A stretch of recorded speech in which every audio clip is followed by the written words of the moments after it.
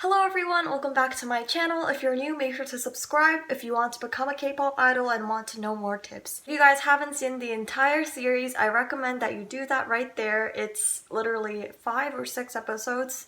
This one is part 7 of Giving Advice to K-pop Idol Wannabe series, and today I have 4 guests with me as always. Without further ado, let's go on to the video. Try to lock me in this cage. I won't just lay me down and die. I won't take these broken wings and watch me burn across the sky. Hear the echoes saying I won't be silent. So this first person had a very powerful voice. It really felt like you were connecting with the song, and as I always mention, that is so important when you are feeling the song, and your powerful voice just really makes it better than that. If you guys have a quiet voice, it's okay, don't worry, you don't have to like strain yourself to be more powerful, but make sure to add in a bit more power than normal because they want to see that confident side of yours. Even if you're nervous, you have to make it seem like you are confident in a way so that you can become an idol, right? Because even some idols who are like the most fierce on stage are super shy and quiet in real life. An example I can think of right now is Sujin from Idol. She's literally like one of the best performers in K-pop, but she's actually really shy and has like a shy personality. So it doesn't matter about your personality as long as you kind of fake it, I guess. A tip I could give for this person is to control breathing, because when you breathe, you want to make it seem silent. Breathing can actually distract the singing and make it seem very messy and unprofessional. A way you can make this better is to write down which parts of the song you're gonna breathe and make them reasonable so you're not breathing like every single note. That just kind of seems unnatural. This person did an amazing job of pronouncing the words clearly and make sure that the audience can hear what you are saying, because if you can't do that, then you're truly not connecting yourself. So the number one important thing is to connect yourself with the audience and with the song so that you can get your feelings across and your singing is more clear. Next person. 반너다였지 원하는 걸 다 알고 있어도 뭐가 필요해 넌 날 쉽게 끊지 못해 그 그림을 위함에. So this person actually has an amazing voice and I really like the color of the voice.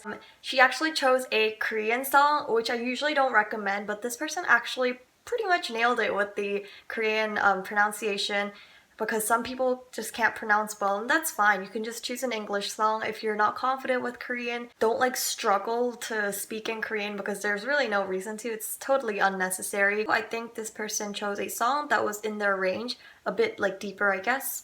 And it's so important to choose that as well. Consider everything you have and your talents so you can choose the perfect song and decide something that you can really show off your talent the best. I do like how you chose this song because I feel like it's easier to connect with the song if it's more like sad sounding than happy, because then you can truly like show your emotions better. I don't know if it's just like just sad songs in general, they just make you feel more of like a connection, I guess, than happy songs. So if you guys are doing vocals, I do highly recommend OSTs if you can speak Korean. If you can't, then just choose a sad sounding English song too. Please do not choose a Korean song if you cannot speak Korean. Next person.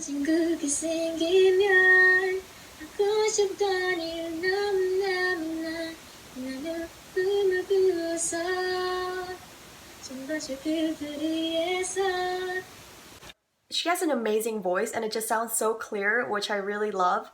But she actually chose a Korean song and her pronunciation is actually not the best. I'm sorry. It does need a lot of work. So I would recommend sticking to an English song. The clip is a bit too short because you want to show all your potential and all your talents in about 30 seconds.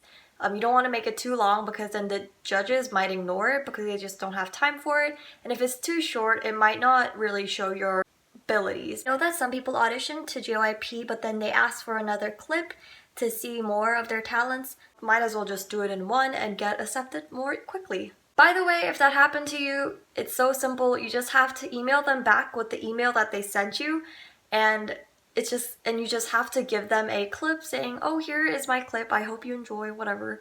Don't add too much information. Hopefully they will respond back in about 2 weeks. Some people, they responded back in like 2 months. So you never know what you're gonna get, but especially at this time where people are online auditioning more because of the coronavirus, you don't know. It might take a bit more time, but having a clear voice is so important.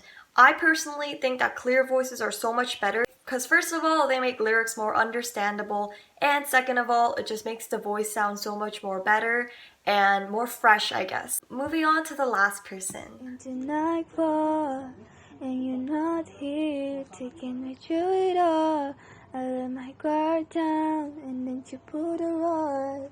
I was kidding, kinda used to being someone you I don't really love. see you connecting with the song, and this song is actually pretty good to connect with because it is like somewhat sad and it's easier to express yourself through this. So I would try recording again and just make sure this time you're connecting with the song and really feeling it. If you guys want some examples, the previous clips, I think number 1 and 2 had some really great expressions. Honestly, feeling and connecting with the song is something I can't really teach you. You have to do it on your own. You'll know when you start to really connect with the song, and sometimes it may be a bit embarrassing to actually pour your heart into a song, but it's actually so much important and you're going to get used to it once you start to do it, and it's gonna sound so much more better. Trust me. The next thing is, I feel like some parts of the songs, the lyrics weren't as clear, so maybe just work on that. It's pretty simple. But other than that, I really like your voice as well. If you guys are listening to these tips right now, I recommend just taking some notes and re-recording with those tips in mind because they can really improve your singing and dancing. Although this video was more about singing, if you guys see my other videos linked down below, they definitely have more towards dancing because I am a dancer myself, not really a singer, but I can give you tips, guys. Thank you so much for watching, and make sure to subscribe. See my other videos because they are worth checking out.